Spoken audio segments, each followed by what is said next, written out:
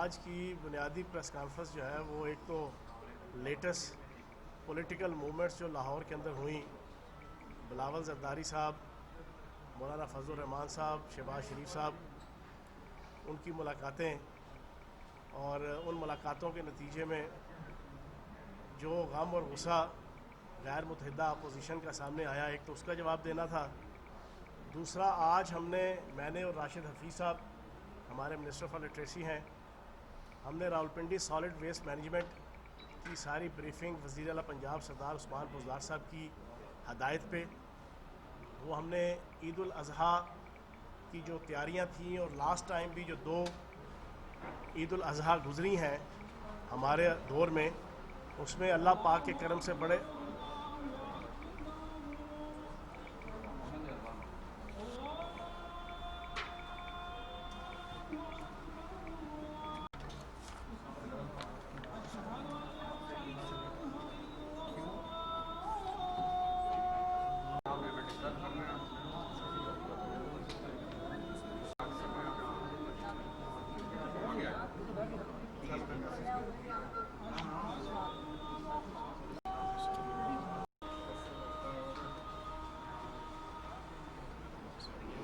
اچھا جی، اذان کے وقفے کے بعد میں آپ سے یہ بات رکھ رہا تھا کہ وزیر اعلیٰ پنجاب سردار عثمان بزدار صاحب کی ہدایت پہ راجہ راشد حفیظ صاحب نے اور میں نے راولپنڈی سالڈ ویسٹ مینجمنٹ کی یہ ساری بریفنگ لی، اور وزیر اعلیٰ پنجاب سردار عثمان بزدار صاحب نے تمام divisional headquarters, district headquarters اور تمام شہروں کے اندر قصبوں کے حوالے سے ایک بڑی ہنگامی پالیسی، جس کا لاسٹ بھی جو ہے نا 2 دفعہ امپلیمنٹ ہم نے کیا عید الاضحیٰ کے حوالے سے، اور بڑی کامیاب رہی۔ کسی قسم کی کوئی گندگی، علائشیں، سالڈ ویسٹ اس دن کا کم از کم 24 گھنٹوں کے اندر جو ہے وہ ہم نے اس کو ریموو کیا، اور عوام کے لیے اور معاشرے اور سوسائٹی کے اندر تعفن سے بچانے کے لیے بڑا اچھا ہمارا پچھلے 2 سال بھی جو ہے وہ پریکٹس رہی۔ اس دفعہ بھی اسی پریکٹس کو ذہن میں رکھتے ہوئے، اسی روایت کو برقرار رکھتے ہوئے پنجاب حکومت نے ایک ہنگامی قسم کا پلان تشکیل دیا ہے، اور انشاءاللہ ابھی جو بریفنگ دی ہے ہمیں اویس تارڑ صاحب نے، جو ہیڈ ہیں یہاں کے ایم ڈی ہیں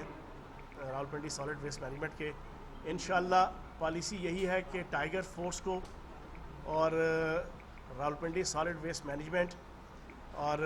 ہر ایم پی اے کے ایک نمائندے کو شامل کر کے بڑے اچھے طریقے سے گراس روٹ لیول پہ، گلی محلوں کی سطح پہ اور ہر گھر کی سطح پہ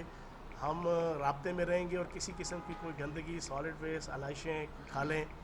ان کی کم از کم جو ہے وہ سفوکیشن اور تعفن سے جو ہے وہ پاک رکھا جائے گا انشاءاللہ راولپنڈی کو بھی، اور یہی پالیسی جو ہے وہ پورے پنجاب کے اندر انشاءاللہ ہے، اور ہمیں امید ہے کہ عوام بھی تعاون کرے گی۔ عوام سے بھی گزارش ہے کہ پنجاب کے اندر جس شہر میں جو لوکل باڈیز، جو سالڈ ویسٹ مینجمنٹ کے ادارے ہیں اور بلدیات کے اداروں کے تحت، ٹی ایم ایز کے تحت جو بھی اہلکار، افسران کوئی اسٹریٹجی ان کو دے رہے ہیں، ان کے ساتھ تعاون کرتے ہوئے جو ہے وہ معاشرے کے اندر سے، سوسائٹی کے اندر سے یہ 2-3 دن کی جو ایک پریکٹس ہوتی ہے کہ گندگی اور علائشوں کا ڈھیر بن جانا، ان سے بچنے کے لیے وہ تعاون کریں گے، اور اس کی پوری پبلسٹی جو ہے وہ لوکل سطح کے اوپر بھی، سوشل میڈیا سے لے کے اخبارات کے اندر ہم کر رہے ہیں، اور نیشنل لیول پہ بھی جو ہے وہ ایڈز کی صورت میں ٹی وی چینلز میں بھی اور پرنٹ میڈیاز میں بھی اور سوشل میڈیا میں وہ آپ کو انشاءاللہ دکھائی دے گی، اور امید ہے کہ اس دفعہ کا عید الاضحیٰ بھی پچھلے 2 جو ہمارے عید الاضحیٰ گزری ہیں اس کی طرح جو ہے ایک انشاءاللہ صاف ستھرے ماحول کے ساتھ جو سارا معاملہ چلے گا۔ دوسری چیز، کل بلاول زرداری صاحب کی اور شہباز شریف صاحب کی ملاقات مولانا فضل الرحمان صاحب نے ایجنٹ اور بروکر کی حیثیت سے کروائی، حالانکہ دونوں ایک دوسرے سے ملنے کو شاید راضی نہیں تھے اور ایک دوسرے پہ اعتبار کرنے کو بھی راضی نہیں تھے، لیکن مولانا فضل الرحمان صاحب اپنی دیہڑی لگانے کے لیے، جو انہوں نے ایک دیہڑی پچھلے سال لانگ مارچ کی صورت میں لگائی تھی کروڑوں روپے کی، نواز شریف صاحب نے بھی کروڑوں روپے دیے، زرداری صاحب نے بھی کروڑوں روپے دیے، دائیں بائیں سے بھی کروڑوں روپے آگے تھے، اور کچھ کروڑوں روپے انہوں نے رسیدیں چھاپ کے کہ جناب اسلامی نظام نافذ کرنے کے لیے ہم جا رہے ہیں، تو اپنے مریدین سے، اپنے موت کے دین سے اور اپنے چاہنے والوں سے بھی اینٹ لیے تھے. تو لانگ مارچ تو ناکام ہوا تھا, لیکن مولانا فضل الرحمان صاحب کی ایک اچھی خاصی دیہڑی کروڑوں اربوں روپے میں لگ گئی تھی, اس پہ ان کو بڑا مزہ آیا. اب انہیں پتہ ہے کہ اللہ پاک کے کرم سے پاکستان کے اندر اگلے 3 سال وزیر اعظم پاکستان عمران خان صاحب کی حکومت, پی ٹی آئی کی حکومت اپنی مدت پورے 30 کو احتشام کے ساتھ پوری کرے گی. لیکن انہیں وہ چسکا پڑ گیا ہے کہ چلو ان دونوں پارٹیوں کو استعمال کر کے دوبارہ کوئی لانگ مارچ, دوبارہ کوئی تحریک, دوبارہ کوئی جناب کوئی ایسی ایکٹیویٹی کی جائے کہ جس میں ان کو کم از کم کروڑوں روپے کا جو ہے وہ فائدہ مل جائے. اب انہیں نظر آ رہا تھا کہ بلاول زرداری صاحب پچھلے آج سے 1 ہفتہ پہلے بھی لاہور آئے, لیکن شہباز شریف صاحب بلاول زرداری صاحب سے زیادہ سیانے ہیں, اور جتنی بلاول زرداری صاحب کی عمر ہے اتنا تو شہباز شریف صاحب کا تجربہ ہے. انہیں پتہ ہے کہ جب پچھلے 5 سال ان کی پارٹی اور ان کے خاندان جو ہے اس کی سیاست کا بیڑا غرق ہو رہا تھا, تو آصف زرداری صاحب اور بلاول زرداری صاحب اس طرح جناب اپنے ہاتھ اپنے بغلوں میں دے کے دور کھڑے تماشا دیکھ رہے تھے. اب جب بلاول زرداری صاحب اور آصف زرداری صاحب اور ان کا پورا ٹبر جعلی ٹیٹیاں, جعلی اکاؤنٹس اور اربوں کھربوں ڈالرز کی کرپشن میں پھنس گئے ہیں اور کیسز اور جے آئی ٹیز اپنے اینڈ پہ پہنچ چکی ہیں, تو اب وہ ان کی ہیلپ لینے کے لیے اور ان کا کندھا استعمال کرنے کے لیے آئے. لیکن ہفتہ پہلے تو شہباز شریف صاحب نے انہیں ٹھیک نہ دکھا دیا. اب مولانا فضل الرحمان صاحب بھاگے آئے, ان کی امیدوں پہ جناب اوس پڑ گئی. وہ تو چاہتے تھے کہ دوبارہ ایک دفعہ کھیل تماشا ہو, تو انہوں نے پھر بڑا بھرپور کردار ادا کیا اور کل دونوں کو ملایا. لیکن پریس کانفرنس کے اینڈ میں ساری کی ساری پشتو اور فارسی سمجھ آ گئی ساری عوام کو, جب بلاول زرداری صاحب نے کہا کہ یہ ہے شہباز شریف صاحب, ہمارے سینئر لیڈر, ہمارے بزرگ, یہ تحریک کی قیادت کریں گے. تو شہباز شریف صاحب بھی بڑے تیز تھے, انہوں نے فوراً جواب دیا کہ نہیں جناب میں نہیں کروں گا, یہ جو بلاول زرداری صاحب ہے نا یہ ینگ لیڈر ہے, یہ ینگ قیادت ہے, یہ کرے گی. تو میں یہ سمجھتا ہوں کہ وہیں پہ ہی مولانا فضل الرحمان صاحب کی پوری کوششیں جو ہے نا ان کا چھس اور پھس ہو گئی. پورے آخری جو 1 منٹ کی پورا جیسچر تھا جناب میڈیا ٹاک اور پریس کانفرنس کا, نہ بلاول زرداری صاحب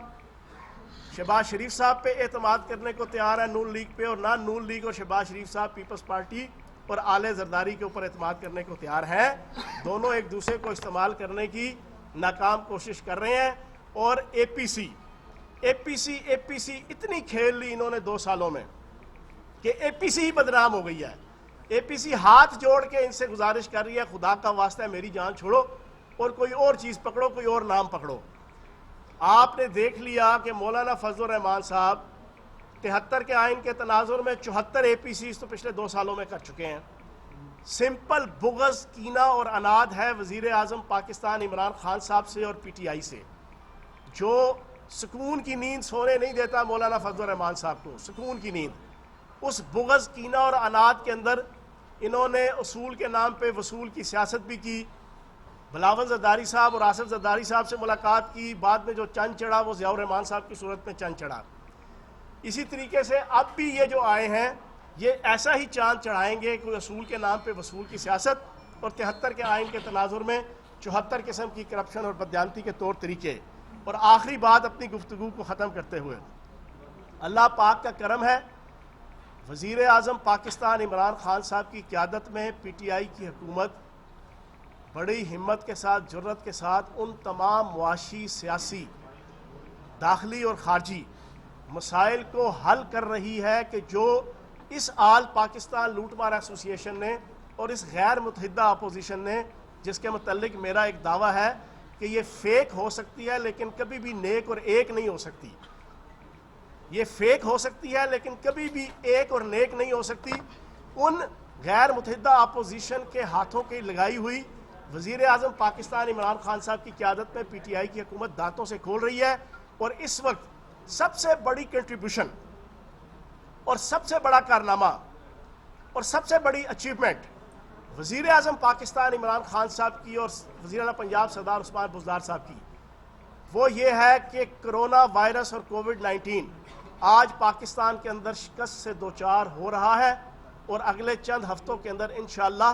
وہ ناکام اور نامراد ہوگا. صرف اور صرف وزیر اعظم پاکستان عمران خان صاحب کی وہ حکیمانہ اور دانشمندانہ پالیسیز ہیں جو فرام ڈے فرسٹ سے کووڈ-19 کے خلاف جنگ کے حوالے سے وزیر اعظم پاکستان عمران خان صاحب نے اختیار کی تھیں. باوجود اس کے کہ میڈیا کے کچھ عناصر کی طرف سے, سیاستدانوں کی طرف سے, اپوزیشن کی طرف سے, دائیں بائیں کے حلقوں کی طرف سے بڑا کرٹیسزم ہوا سمارٹ لاک ڈاؤن سے لے کے اور بہت سے ایشوز کے اوپر, لیکن آج ثابت ہو گیا کہ وزیر اعظم پاکستان عمران خان صاحب کا کووڈ-19 کو روکنے اور اس کے پھیلاؤ کو روکنے اور اس کے خلاف جنگ کے حوالے سے جو ایجنڈا تھا, جو پالیسیز تھیں, جو تھیوریز تھیں, وہ 100% درست تھی. اور انشاءاللہ اس میں پاکستان کی پاک افواج, اس میں پاکستان کے ڈاکٹرز, پیرامیڈیکل سٹافز, اس میں پاکستان کی پولیس, اس میں پاکستان کے محکمہ مال کے پٹواریوں سے لے کے اوپر تک کے جتنے اہلکار, اور اس میں پاکستان کے ہر ادارے کے ہر فرد نے, پاکستان کے تاجروں نے اور پاکستان کی عوام نے بھرپور ساتھ دیا, جس کی وجہ سے آج یورپ, امریکہ اور باقی ممالک کے اندر کرونا وائرس پھیلاؤ کی طرف سٹل گامزن ہے, لیکن پاکستان میں کرونا وائرس جو ہے وہ خاتمے کی طرف ہے. یہ سب سے بڑا کارنامہ ہے. اور اسی کرونا وائرس کے حوالے سے نیگیٹو پالیٹکس کرنے کے لیے یہ شہباز شریف صاحب جناب لندن سے بھاگے آئے تھے, اور ان کا ذہن یہ تھا کہ نعوذ باللہ معاذ اللہ کرونا وائرس کے حالات اتنے خراب ہو جائیں گے پاکستان میں کہ حکومت ناکام, ریاست ناکام, وزیر اعظم پاکستان عمران خان صاحب ناکام, پی ٹی آئی کی حکومت ناکام ہو جائے گی, لا لیسنس کا ماحول کریٹ ہو جائے گا, سول نافرمانی کا ماحول کریٹ ہو جائے گا, اور پھر جناب ہم بیچ میں جناب اڑنگی ڈال کے ہم اپنی سیاست کریں گے اور پھر ہم جناب آگے آئیں گے. لیکن ہمیشہ کی طرح رسوائی اور جگ ہسائی ان کے کھاتے میں آئی. اور سب سے امپورٹنٹ چیز یہ ہوئی, کووڈ-19 نے اگر کسی کو بے نقاب کیا تو میں یہ سمجھتا ہوں کہ اس غیر متحدہ اپوزیشن اور اس آل پاکستان لوٹ مار ایسوسی ایشن کو, اور خصوصاً شہباز شریف صاحب کو کم از کم سب سے زیادہ بے نقاب کیا کہ ہائے یہ تو نے کیا کیا, مجھ کو بھی فاش کر دیا, میں ہی تو ایک راز تھا سینہ کائنات میں کہ مصداق. وہ نام نہاد خادم اعلیٰ جو اپنے آپ کو رستم خان, سہراب خان, ٹارزن اور بڑا اپنے آپ کو دلیر, جرأت مند قائد کے طور پہ 52 ارب روپیہ 10 سالوں میں میرا اور آپ کے ٹیکسوں کا پیسہ لگا کے ایڈورٹیزمنٹ میں اس نے ثابت کیا تھا, لیکن کووڈ-19 نے اس کو بزدل اعلیٰ ثابت کر دیا. 4 مہینے سے اس نے جناب ماسک لگایا ہوا ہے اور اپنے کمرے سے باہر نہیں آ پا رہے. ڈر اور خوف کے مارے اس کی حالت یہ ہے کہ پورے پاکستان کے اندر قائد حزب اختلاف کی حیثیت سے, قائد حزب اختلاف دنیا کی تمام پارلیمانی جمہوریتوں کے اندر ایک آفیشیل ڈیزیگنیشن ہوتا ہے جس پہ سال کے کروڑوں روپے لگتے ہیں, کروڑوں روپے. اور اس قائد حزب اختلاف کا فرض ہوتا ہے کہ اس نے وزیر اعظم کی طرح اپنی ساری ایکٹیویٹیز جو ہے وہ ایگزیکیوٹ کرنی ہوتی ہیں کسی بھی نیشنل, ریجنل, انٹرنیشنل ایشوز کے اوپر. کووڈ-19 تو ایک پوری کی پوری وبا تھی, اس میں چاہیے یہ تھا کہ یہ شہباز شریف صاحب خصوصاً اور بلاول زرداری صاحب اور مولوی فضل الرحمان صاحب, جن لوگوں نے 40 70 سال اور پاکستان کے بننے سے پہلے کی یہ پارٹیاں اقتدار کے مزے لوٹتے رہیں, ان کا فرض بنتا تھا, اور خصوصاً قائد حزب اختلاف کا, کہ وہ پاکستان کے مختلف شہروں کے اندر, ڈویژنوں کے اندر جاتے پچھلے 5 مہینوں میں, اور کووڈ-19 کے حوالے سے جو اپنا کردار اور اپنی پارٹی کا کردار تھا وہ ادا کرتے ہوئے نظر آتے. لیکن خدا کی ذات شاہد ہے اور یہ میڈیا شاہد ہے, کوئی ایک مجھے ڈسٹرکٹ بتا دے جس میں قائد حزب اختلاف شہباز شریف صاحب نے ایک وزٹ کیا ہو. مجھے کووڈ-19 کے حوالے سے لاہور شہر کہ جس کی 85% نمائندگی, حق نمائندگی ایم این اے اور ایم پی اے کی سطح پہ نون لیگ کے پاس ہے, مجھے لاہور کے کسی ایک ہسپتال, کسی ایک کوارنٹائن سینٹر, کسی ایک جگہ کا مجھے شہباز شریف صاحب کا دورہ بتا دیں کہ جہاں پہ عوام کے ساتھ کھڑے ہوئے ہوں. یہ منافقت اور بزدلی کووڈ-19 کی وبا نے کم از کم ان کی بے نقاب کر دی, اور یہ پوری دنیا کے سامنے جناب ان کا چہرہ بے نقاب ہو گیا. بہت شکریہ, اس کے بعد آپ سوال پوچھ سکتے ہیں. اچھا چوہان صاحب یہ بتا دیں, آپ یہ کہہ رہے ہیں کہ سول نافرمانی کے حوالے سے جو ہے اپوزیشن چاہتی تھی, ابھی آپ نے جو اقدام اٹھایا ہے کورونا کے حوالے سے 9 دن اسمارٹ لاک ڈاؤن پہ, اس پہ سول نافرمانی کیا نہیں ہو رہی؟ تاجروں کی جانب سے ہم دیکھ رہے ہیں کہ رد عمل آ رہا ہے اور وہ چاہ رہے ہیں کہ جرمانے ہو رہی, اس پہ کیا کہیں گے؟ اچھا ایک بات تو ذہن میں رکھ لیں کہ تاجر جو ہے وہ پاکستان کی معیشت کی ریڑھ کی ہڈی ہے. تاجر جو ہے وہ پاکستان کے سب سے محب وطن طبقہ ہے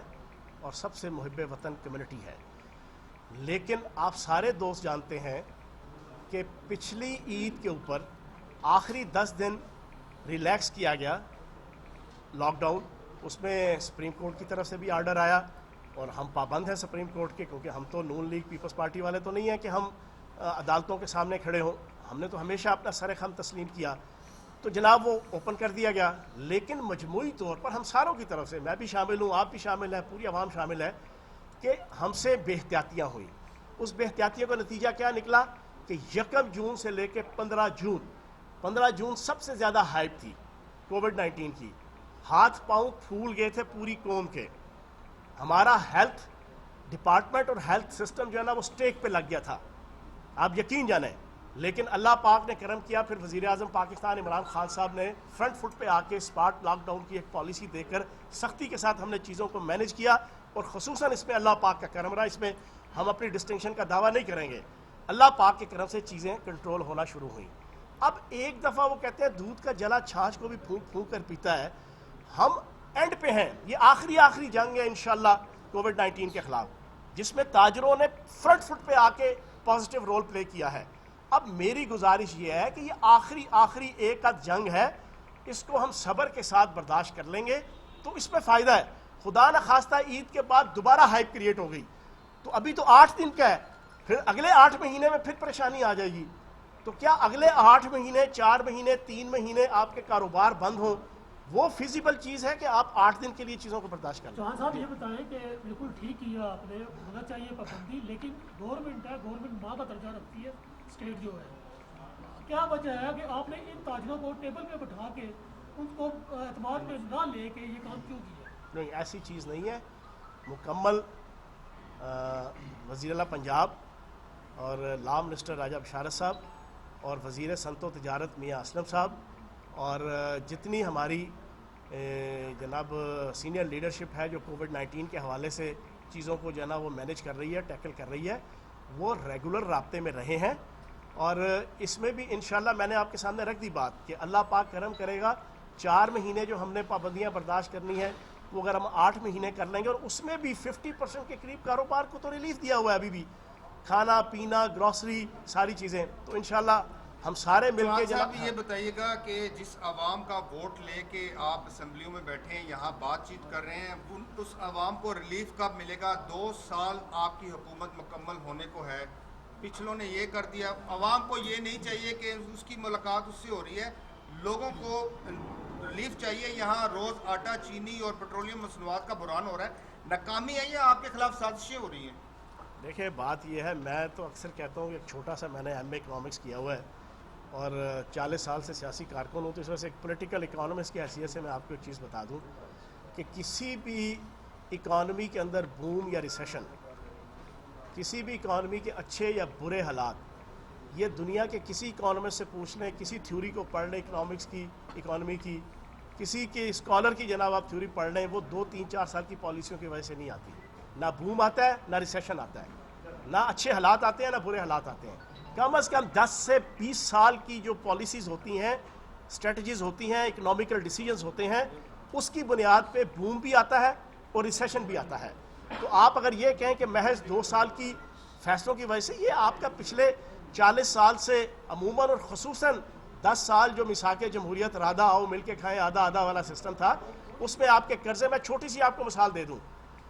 پہلے 6 مہینے کے اندر پاکستان کی حکومت $10 ارب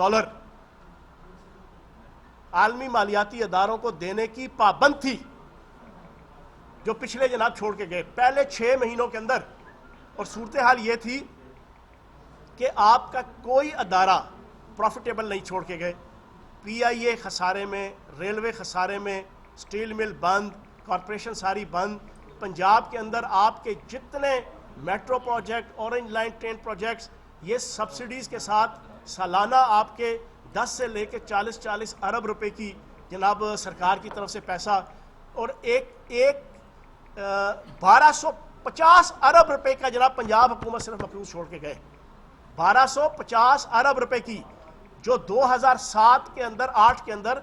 चौधरी परवेज लाई साहब 125 अरब रुपए के प्रॉफिट में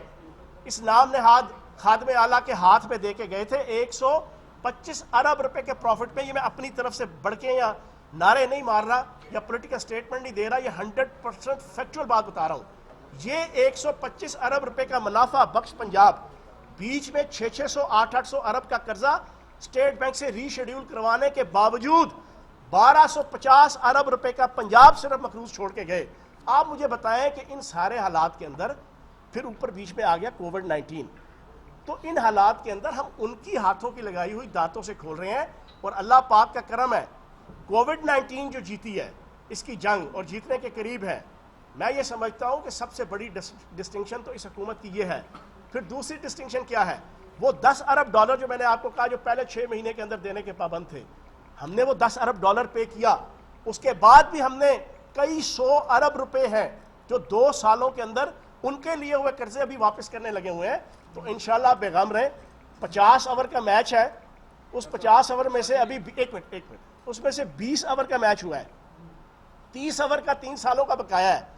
तो इंशाल्लाह बेगम रहे जाना जीतेंगे जी। सती साहब उसके बाद ये बताइए जी सदाकत साहब। चौहान साहब ये बताइएगा कि आप अपनी पिंडी की आवाम से खफा क्यों हैं? आखिरी प्रेस कॉन्फ्रेंस आपने की फरवरी में, उसके बाद अल्हम्दुलिल्लाह आपका ये चेहरा मुबारक हम आज देख रहे हैं। दूसरा राशिद हफीज साहब साथ बैठे हैं, इनके बारे में ये बहुत मशहूर है कि ये ना किसी का फ़ोन लेते हैं, ना किसी का फ़ोन करते हैं और ना ही किसी से रब्ता रखते हैं। आगे जो है बल्दियाती इलेक्शन आ रहा है, बहुत जल्द हम देख रहे हैं। आपकी जो प्रोग्रेस है वो सिर्फ और सिर्फ टाइगर फोर्स है 2 सालों के बाद, जिसका कोई रिजल्ट पता नहीं कैसा निकलेगा। और दूसरा, हम तरक्याती कामों के हवाले से भी अगर देखें, शहर में तो सिर्फ लाल हवेली की सियासत हमें नजर आती है, हर जगह लाल हवेली के अलावा हमें कहीं PTI की सियासत नजर नहीं आ रही। आपने सवाल पूछा, अच्छा सवाल पूछा, लेकिन आपकी इत्तला के लिए अर्ज़ है कि राशिद हफीज़ साहब यहाँ पर हर वक्त मौजूद होते हैं। मैं क्योंकि जनाब वज़ीर इत्तलात जना किसी भी हुकूमत का, वो कहते हैं शेर पे सवारी होती है। आप घोड़े पे सवारी कर सकते हैं, ऊँट पे कर सकते हैं, हाथी पे कर सकते हैं, लेकिन शेर की सवारी बड़ी मुश्किल होती है। तो शेर की सवारी बड़ी मुश्किल होती है, उसके लिए बड़ा टाइम वक्त देना पड़ता है। तो मैं तो लाहौर होता हूँ, लेकिन लाहौर के बावजूद PP 17 के अंदर गैस का इशू के जो आपका UC 21, 22, 23, 24, 70, 71, 72, 73, 74 ये 8 यूनिट कोस्टें जो आपकी कश्मीर हाईवे के साथ रेलेवेंट है। 40 साल हो गए थे, 80% जनाब वहाँ पर घरों में गैस नहीं आती थी। 2 सालों के अंदर 80% घरों के अंदर जनाब इस वक्त अल्लाह पाक के करम से गैस आ रही है। ये आप अपने कैमरे भी ले जाएं और जाके वहाँ UC के जितने आपके करता धरता हेड्स हैं, कौंसलर टाइप, नायब नाजिम टाइप जो लोग हैं, आप उनसे पूछ लें। PP 17 के अंदर जो मेरा हल्का है, पानी पीने का